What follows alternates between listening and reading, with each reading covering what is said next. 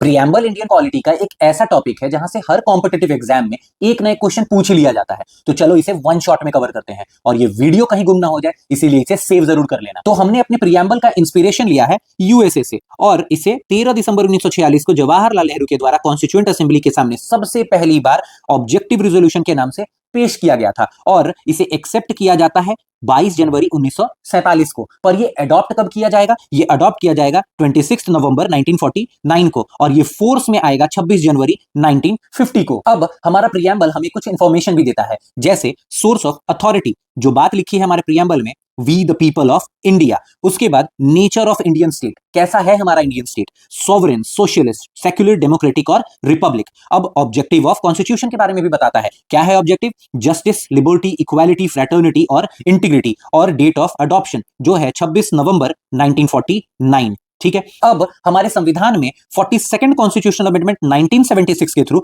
3 words जोड़े जाते हैं, वो थे सोशलिस्ट, सेकुलर और इंटीग्रिटी। Most important. अब हम बात करते हैं 3 केसेस के बारे में जो हमारे प्रियम्बल के स्टेटस को डिफाइन करेगी, मींस वो हमारे संविधान का हिस्सा है या नहीं। सबसे पहला है बेरुबरी केस 1960, जिसमें सुप्रीम कोर्ट ये कहती है कि प्रियम्बल हमारे संविधान का हिस्सा नहीं है। उसके बाद आता है केशवानंद भारती केस 1973, जिसमें सुप्रीम कोर्ट ये कहती है कि प्रियम्बल हमारे कॉन्स्टिट्यूशन का हिस्सा है। और उसके बाद आता है 1995 में union government versus LIC of India case, जिसमें सुप्रीम कोर्ट एक बार फिर से कहती है कि प्रियम्बल एक इंटीग्रल पार्ट है संविधान का। तो ये था प्रियम्बल। अगर तुम्हें इस लेक्चर का पीडीएफ चाहिए तो कमेंट सेक्शन में लिखना प्रियम्बल, और ऐसे और भी इंटरेक्टिव वीडियोस के लिए प्रेप पल्स को फॉलो करें।